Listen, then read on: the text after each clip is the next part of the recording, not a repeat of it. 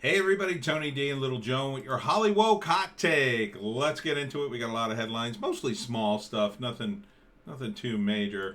Oh my god, Daily Mail, you just explode with ads. RuPaul's Drag Race UK star Crystal launches legal action against Lawrence Fox, calling him a pedophile, or her? No, him, I guess. Along with Coronation Street actor Nicola Thorpe and gay rights campaigner.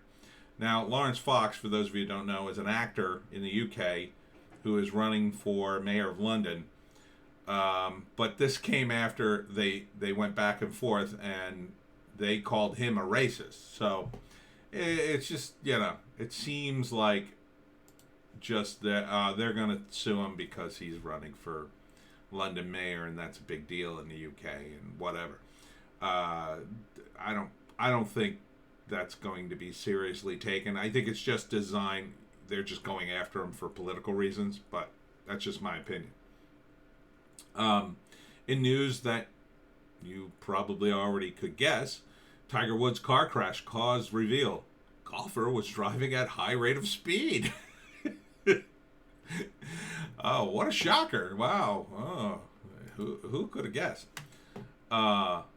Also in the UK, Hollywoke star, I've never heard of Hollyoaks, but Talia Grant changes their name to Tillin after coming out non-binary last year. Okay.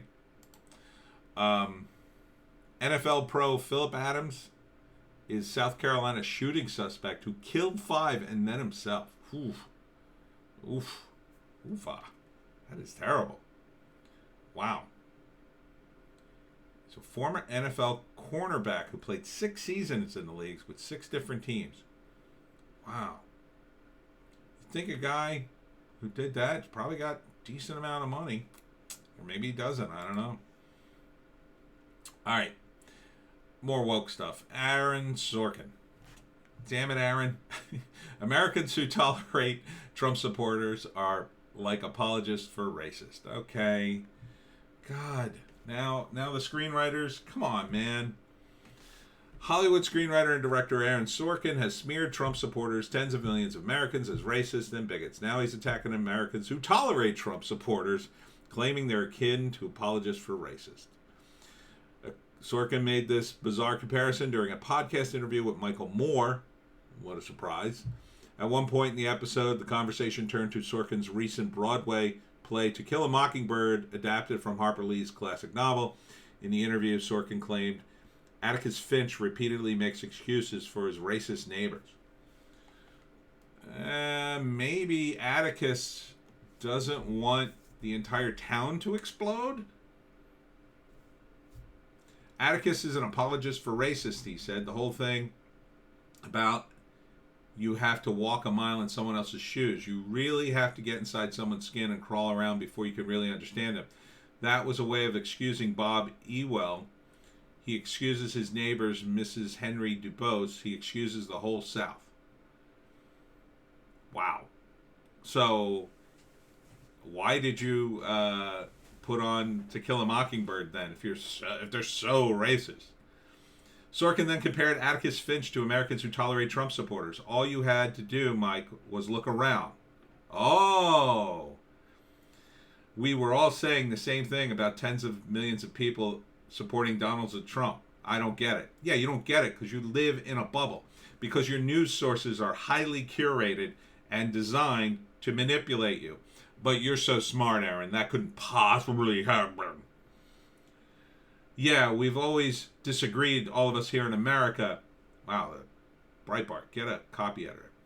But we all have eyes and ears, right? We're looking at the same person. What are you talking about? Yeah, what are you talking about, you?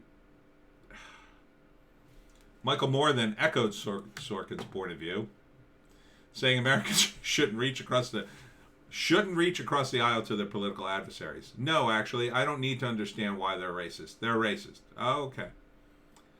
F you.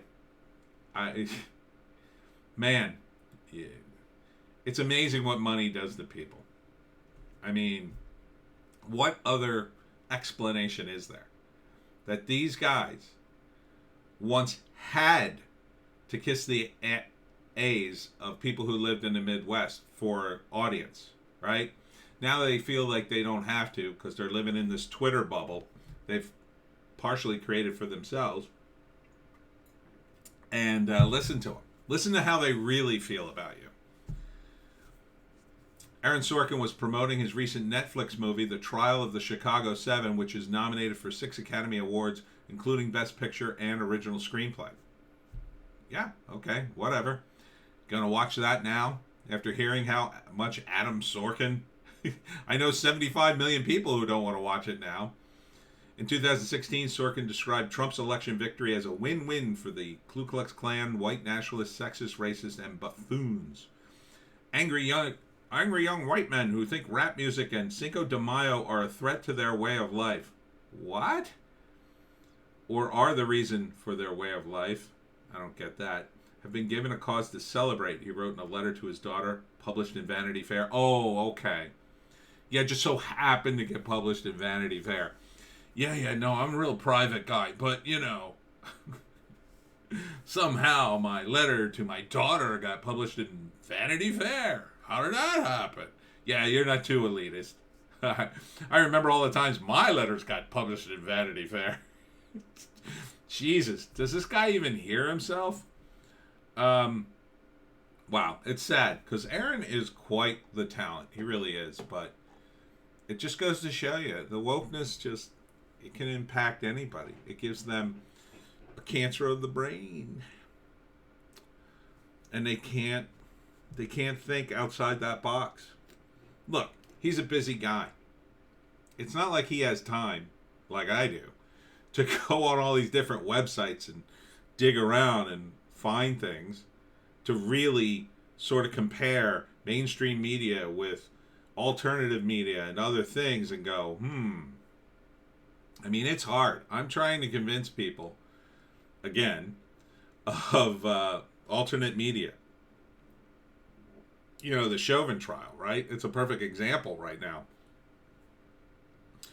The Chauvin trial is going very poorly for the prosecution. Not according to people who watch regular news. They think, oh, that guy's going to jail. He's going to prison. I think he's going to be acquitted. I wonder what Aaron Sorkin thinks. I bet he thinks along the same lines because he's probably just looking at USA Today and CNN and going, yep, they agree with me, so therefore they're right. It's a shame because, you know, I like to think that people who are intellectual, like Aaron, could just somehow rise above that, but it just doesn't look that way, you know? I mean, he's demonizing a group of people. And so many people in Hollywood are just so anti-Trump. It's radicalized them. It really has. It's amazing. You know, this is someone, again, that I've respected and admired, and you just go, wow, what happened to you, man? And oh, you're a bunch of racists. Yeah, and if you support Trump supporters, you're racist. You're apologizing for racists. So now you could be 1 degree removed. You could be not a Trump supporter and just be okay with your family supporting Trump. Oh, but even that, not acceptable. It won't be acceptable for these people until, I don't know, something happens. I guess. Or until maybe something cracks their bubble. I don't know what it's going to be at this point. They are so invested in this bubble. And maybe they really see it, but they're just going along with it because that's where their money is. I mean, I often think that too. I think the cynical way, like, you know, these guys can't cross that line or else, you know, their careers are kind of over. You know, but here he is, bad-mouthing his own play. I mean, it's not his play, but he did an adaptation of To Kill a Mockingbird, and here he is talking about it like, oh, this is a piece of crap. Well, I mean, if it teaches apologists for racism, I mean, why'd you put it on? Oh, it's a lot of money, I guess. How's it doing, by the way? How's New York doing? How's the Democrat-run New York doing, by the way? How's that governor of New York? How's that woke? A-hole, right? Dave Chappelle says dirty notes left for Trump staffers came from celebs, not Obama aides. I saw them.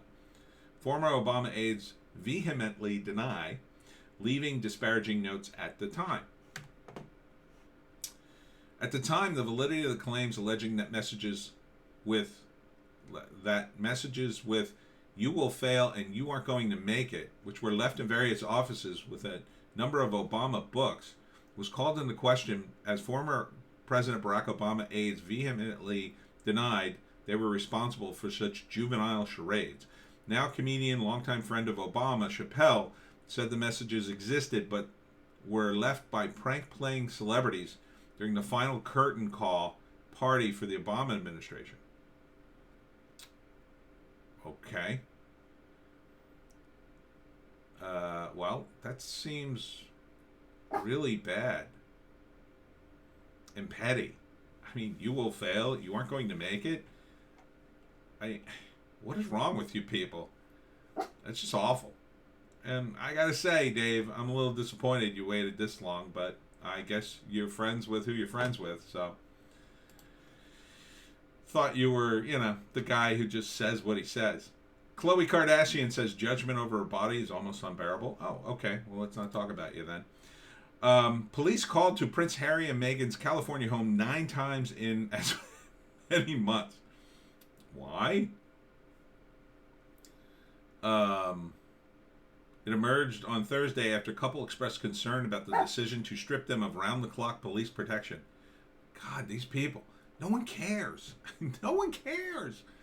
How about just not be famous anymore? Then no one will care. How about move to someplace that's, move to the middle of Alberta, up in Canada, in the frozen waste. No one's going to find you. No one will know where you are. God. These people are insufferable. Prince's estate to release lost 2010 album, Welcome to America in July. Cool. That's good to hear. That's a positive. That's a white pill, as they say. Oh, headlines. Supergirl cast explodes over Arkansas banning transgender drugs surgery for minors. This will hurt kids. Well, actually, the governor's not doing it, so. But the legislature's overriding the governor's measure. I guess he doesn't want to be tied to it. I guess. This will hurt kids. You should all be ashamed. Nicholas Maines, who plays transgender superhero Nia Now / Dreamer, told her 7,000K Twitter followers. How will it hurt kids? It's a matter of life and death for transgender youth. No, it's not. They're not going to die. They're just not going to be able to transition until they're old enough to really make the decision. Right, Joan? Come here, Joan. You're barking. That's it. That's all it is. Supergirl writer, executive Eric Carrasso called the legislature move sickening. While John Cryer, who plays Lex Luthor. Oh, John Cryer's playing Lex Luthor? Truly disgusting. Okay. John Cryer. I mean, come on. It's just more virtue signaling. I'm so sick of it. So over it. Rose McGowan rips producer Scott Rudin, Hollywood. Your value system is sick.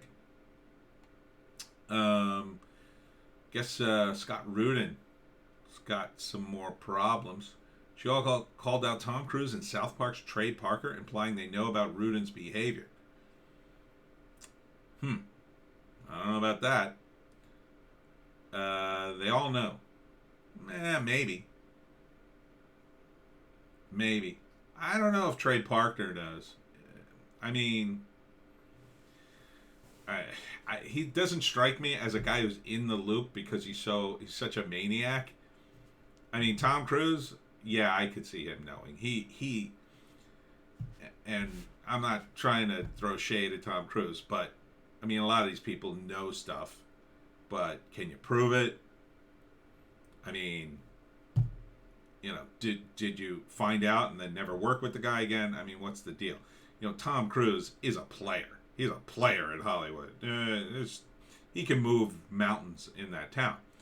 Trey Parker, you know, I mean, he's famous and he's rich and he's talented as hell, but I don't know. Maybe he does. Just because they worked on a movie together doesn't mean anything. You know? For years, Rudin has faced accusations of abusive managerial behavior, but Hollywood looked the other way as his movies, Broadway productions, raked in money, blah, blah, blah, blah, blah. All right. Well, I mean, if you got proof, go after him. Go get him, I guess. And finally, CBS station executives leave the company amid probe into racist and abusive behavior. Oh, you mean the same CBS that gets all woke and wonderful, ruined Star Trek and a bunch of other stuff? See, this is my theory now. So, like, you got the male feminist, and a lot of them turn out to be not, they're grabby, they're Me Too'd, because it turns out they're using their whole male feminist cover to cover up their own crimes, let's say. And some of them are crimes. So this is sort of a similar thing, right? Like, they get woke, like, ooh, I've said some racist stuff. Better get, like, super woke so nobody suspects me. Maybe that's it. Maybe that's the whole deal. What the hell did he say, though? In January, CBS hired the law firm Parcusa Rose to investigate allegations of racism, sexism, and abusive workplace behavior. Okay. Where CBS Studios recently entered into an overall deal with Black Lives Matter gender equity activist and Me Too founder Tarana Burke and her producing partner Mervyn Macano. Burke and Macano will be developing scripted and unscripted documentary content in partnership with CBS Studios. I don't understand. Why don't you cancel them? Oh, because there's a lot of money. Interesting. Interesting how suddenly, a company that has all these people,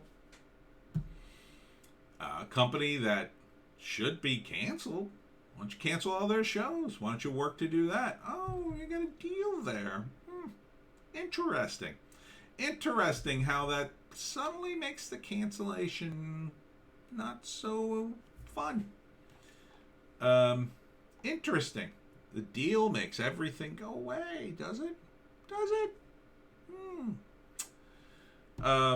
So it's really not about the racism and sexism. Maybe it's more about, well, I got mine. Ooh, I didn't know there were other people who did horrible things. Oh, well. It's all the same. It's all the same in Hollywood. It's all about money. These are just things people move around. This is part of the reason I'm so glad I'm not in the system. This would have torn me to shreds. They would have pulled some joke I made 10 years ago and destroyed me. And I wouldn't have had any defenses for it. No way.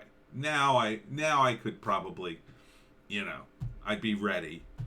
At least I'd probably still get destroyed, but at least I'd be ready. But if I had been in the system, if I had gotten in when I thought I was going to get in, oh man, I'd be utterly defenseless. I probably would have spent all my money suing people, and then I'd be broke. So, but it's just amazing that it just keeps going on and on. And this is probably why TV's just unwatchable now. Right? I mean, it's unwatchable to me. I hardly watch TV anymore. Maybe it's just because I'm older and I've seen it a million times, but I can't imagine the shows the woke are gonna come up with and think this is gonna be so funny. It's gonna be so funny because we called everybody by their proper gender. That's hilarious. All right, Hollywoke, Joan. It's so woke, but not you, little dog. You just don't know wokeness, and I'm so glad your little heart has been spared it.